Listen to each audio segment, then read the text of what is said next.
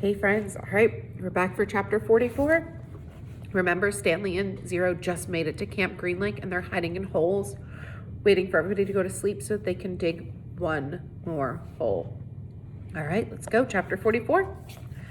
Stanley tried to sleep, not knowing when he'd get a chance again. He heard the showers and later the sounds of dinner. He heard the creaking of the rec room door. His fingers drummed against the side of his hole. He heard his own heartbeat. He took a drink from the canteen. He had given Zero the water jars. They each had a good supply of onions. He wasn't sure how long he remained in the hole, maybe 5 hours. He was surprised when he heard Zero whispering for him to wake up. He didn't think he'd fallen asleep. If he had, he thought it must have been for at least 5 minutes. Although when he opened his eyes, he was surprised how dark it was. There was only one light on in the camp, in the office. The sky was cloudy, so there was very little starlight.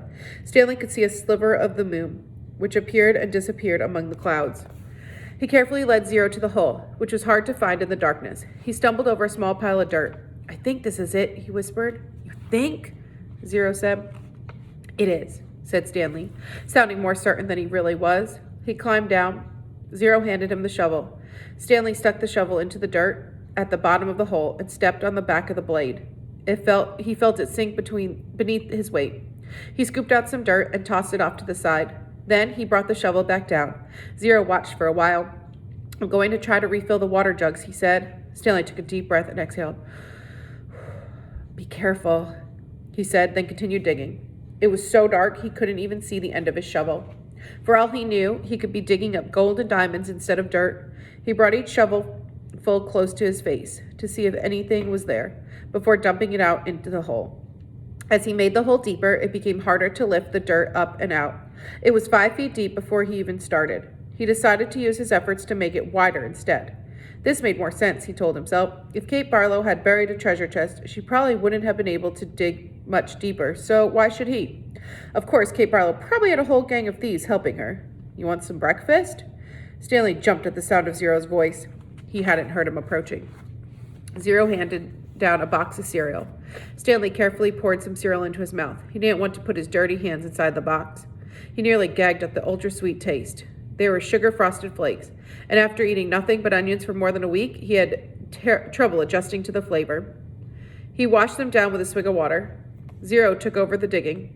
Stanley sifted his fingers through the fresh piles of dirt in case he had missed anything. He wished he had a flashlight.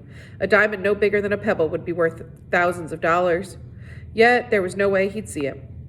They finished the water that Zero had gotten from the spigot by the showers. Stanley said he'd go fill the jars again, but Zero insisted that he'd do it instead.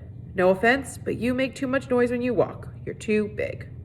Stanley returned to the hole. As the hole grew wider, parts of the surface kept caving in. They were running out of room. To make it much wider, they would first have to move some of the surrounding dirt piles out of the way.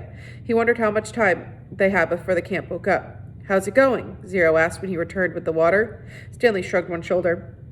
He brought the shovel down to the side of the hole, shaving off a slice of the dirt wall. As he did so, he felt the shovel bounce off something hard. "What was that?" Zero asked. Stanley didn't know. He moved his shovel up and down the side of the hole. As the dirt chipped and flaked away, the hard object became more pronounced.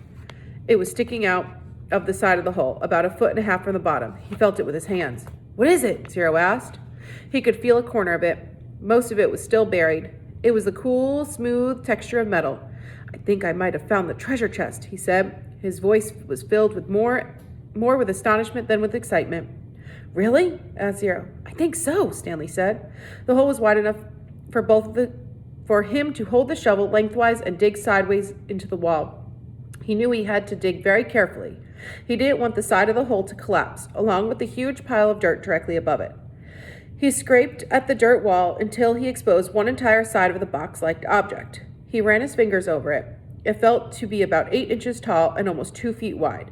He had no way of knowing how far into the earth it extended. He tried pulling it out, but it wouldn't budge. He was afraid that the only way to get it was to start back up at the surface and dig down. They didn't have time for that.